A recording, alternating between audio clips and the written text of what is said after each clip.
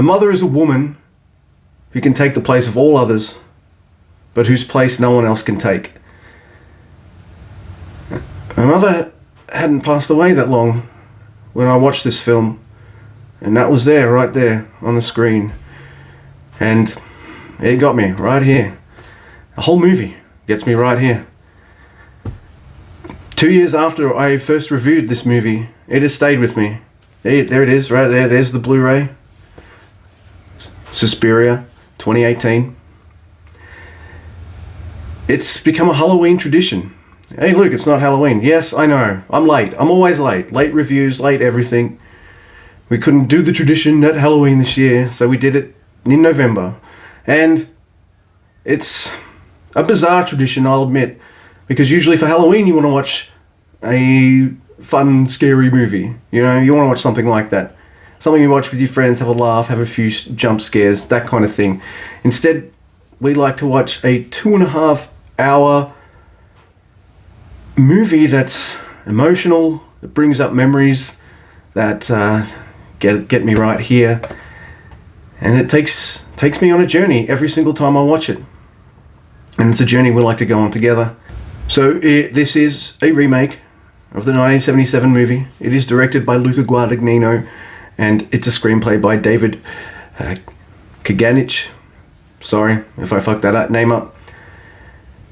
And you know who's in it. We got Dakota Johnson, Tilda Swinton, Mia Goth, Chloe Moretz. So just, there's a lot of really great actors in this film.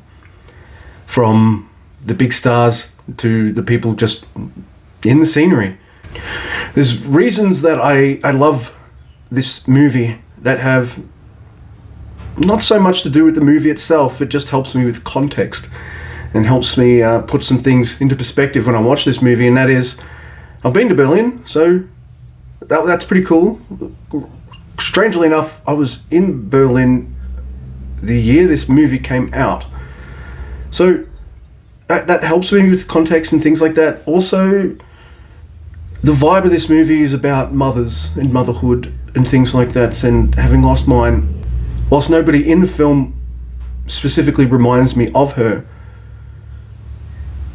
the movie makes me feel her, if that makes sense. It's weird to say about a horror movie like that, but it's what it does. It's an emotionally affecting film for me. So look, I get accused of not liking slow things. Like I'm not smart enough to comprehend what I'm watching, or that I have zero patience. I have patience, everyone. It's like rated about a 32 out of 100. But I have some. And this film is quite a lot longer than the original. And from the very first time I watched this film, I thought, yeah, it's slow. But slow doesn't mean boring. I feel like nothing's wasted in Suspiria. The shots, the characters, the interactions the characters that they have, whether they be open or more subtle. It's got a rich story, and it borrows not just from the original Suspiria, but also little bits from Inferno. Nothing major. It's like lore points. Like, not all the lore that they use in this film is from Suspiria, because like there's not that much in there. It's from what I remember. But Inferno had that little bit more. So they've kind of gotten things from both of those films to make this one. And it helps with the lore. And like any remake, it does have those nods to the original. Yes, Susie is a very different character in this movie. And there's some parallels, but mostly a completely different character. So some of the Susie elements here are played by Mia Goth, who plays Sarah. She's the one who investigates, you know, what's going on. She's the one who's worried about her sisters. She's the one who does the famous step counting. She's the one who wants to know what happened to Olga, not knowing that she's a human pretzel now. Or Patricia, who's just fucking vanished and no one seems to care or notice or like give a shit. Like the original, Sarah's character does have that mansplaining scene. There's a scene at the end of the original where you're like, what's going on? And then Susie just had it all explained to her by a college professor in a very mansplaining, condescending way. That scene kind of plays out very differently in this. It's between Sarah and Dr. Klemperer. But whilst it is kind of mansplaining and stuff like that, both people are on different wavelengths. Like, Dr. Klemperer never fully believes what women tell him or they're overreacting, or they're like, that kind of giallo attitude towards women, But what he tells her doesn't quite track with what she thinks as well. So there's a mixed messaging between the two, and it doesn't have that kind of feel, because after the mansplaining scene in the 77 version, like, the movie's not long from being over. Now, the thing about this film is I can watch and rewatch it, and I'll pick up things every time. There have been times where we've paused this film because Dr. Klemper is poring over this book Patricia has, and it's got diagrams and pictures and weird writing all over it. I have been that nerd who's paused it at every single one of those bits. Or if there's a bookcase somewhere or something like that, I pause it. I want to know what all the books...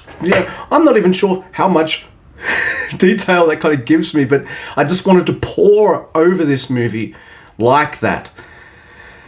And very few movies make me want to do that. Like, I don't feel like I wait for the yearly tradition to watch this film, but I want to watch it all the time. I think about it all the time. No one talks about this movie enough. Nobody. No one. And I feel like maybe people see this as kind of boring or things like that. But for me, this is rich. It's got subtle storytelling. It's got in-your-face storytelling. It's not going to go, here's a scene, here's the twist, and then they'll show you all the things that, a quick flashback of like how they all fit into place. No. Everything that you need is right there. There's a scene with Patricia, played by Chloe Moretz. She's at Dr. Klemper's office at the start, and she pretty much lays out the entire film right there. You don't really realize how important that scene is. It does set the stage, but you don't realize the power of it. Another scene where all of the witches have to vote on whose path we need to take in the future. Is it Blanc, played by Tilda Swinton, or is it Marcos, played by Tilda Swinton? And it doesn't feel like an important scene the first time you watch it. It's just all the witches are in this kind of break roomish area. They're cooking, they're reading, they're smoking, but there's a conversation going around, but no one's moving their mouth. It's all telepathic, and they're voting. Marcos, Marcos, Blanc, Blanc, Marcos, Marcos, and Marcos wins the vote. There's this witch named Miss Griffith, who you'll recognise throughout the film. Small in stature, glasses. And as soon as Susie arrives, she's the first one to sense the kind of power. She doesn't know quite what it is, or I don't know how much she knows. It's never really explained. It's up to you to kind of think about that. And you see her always kind of above and hidden, looking down and kind of just watching Susie and feeling the power and all this kind of stuff. Now, I'm never 100% certain, because in the scene where they all vote, they don't vote with their mouths. They don't cut to everyone's face and see them vote until maybe towards the end. But I'm pretty sure she votes for Marcos, and she realizes she fucks up and commits suicide. Everyone's shocked, appalled, and they don't realize why.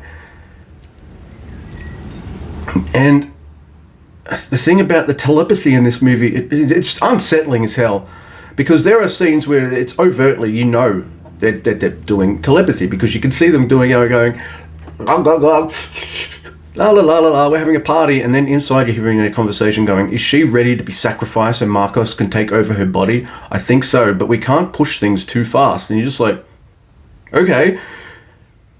So any other time I watch this movie now, even before those kinds of scenes, I'm watching the witches and I'm thinking, anytime they kind of casually look at each other or anything, doesn't matter what facial expression they have on their face, I'm like, what are they saying?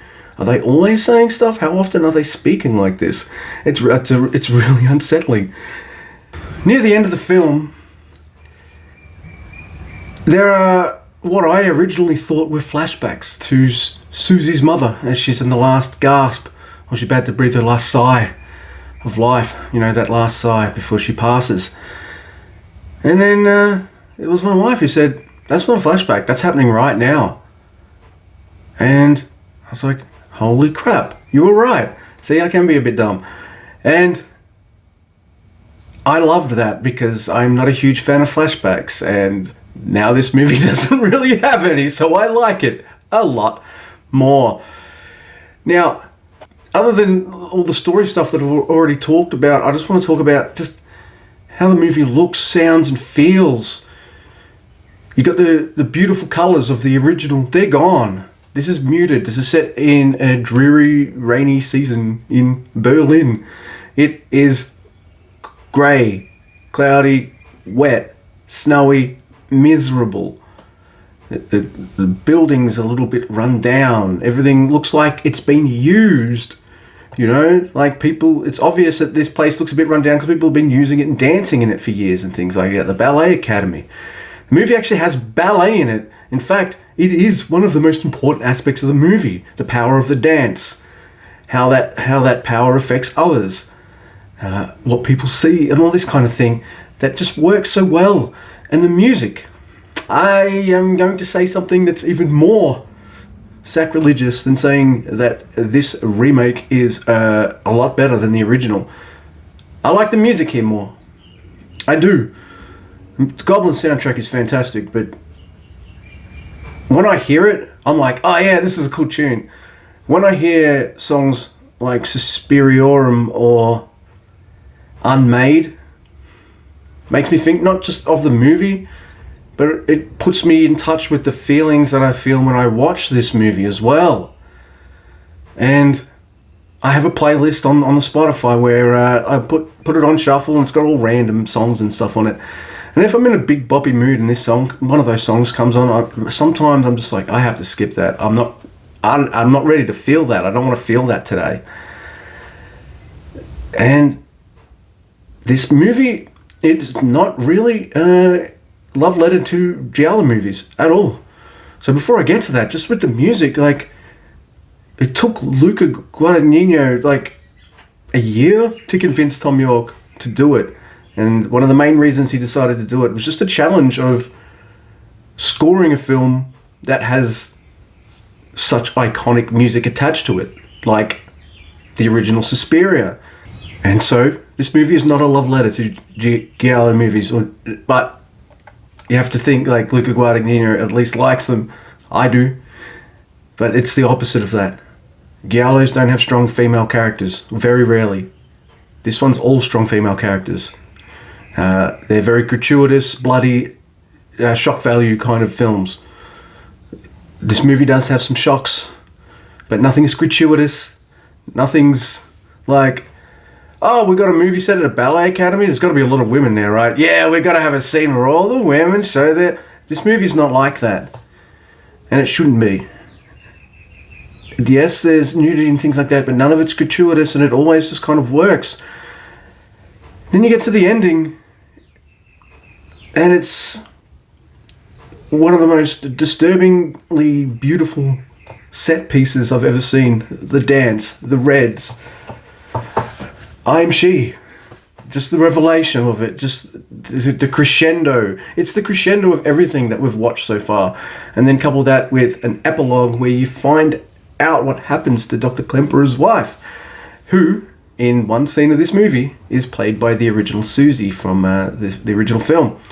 And you find everything out, and he gets this kind of closure / forgiveness, and it's just like this really beautiful, powerful scene. This is not a movie that's going to sequel bait you, though it left me wanting more. In fact, if you ever want to remake Inferno, Mr. Guadagnino, please do. Just don't worry about the Mother of Tears so much. That movie sucks. But this is a movie that stayed with me. I want to watch it again. I always want to watch it. I want more people to watch it. I'm not sure who this review's for, except for maybe me and maybe my sister or wife. It's clocking in on my phone now for over 15 minutes. I'm not an editing wizard. It's just me talking into my phone. You know, I don't have the time or inclination to kind of learn all those tricks. Why?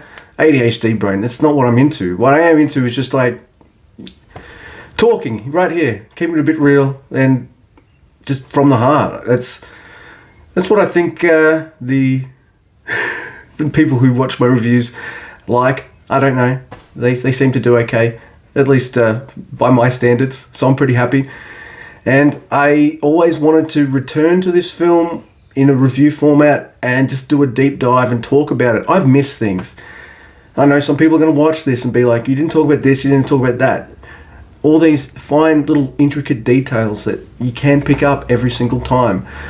Maybe we read too much into it, but that's the beauty of it. You can put in as much as you want into this film. You know, it's so meaty, it's so rich that by the time you finish it, you want more.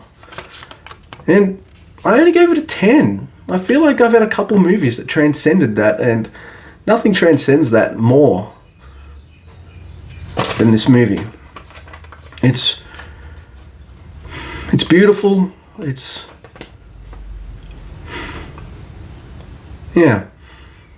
beautiful. It puts me in a headspace that I don't always want to be in, but it's something I always want to come back to, if that makes sense. If you haven't watched it yet, watch it. I don't know what you're waiting for.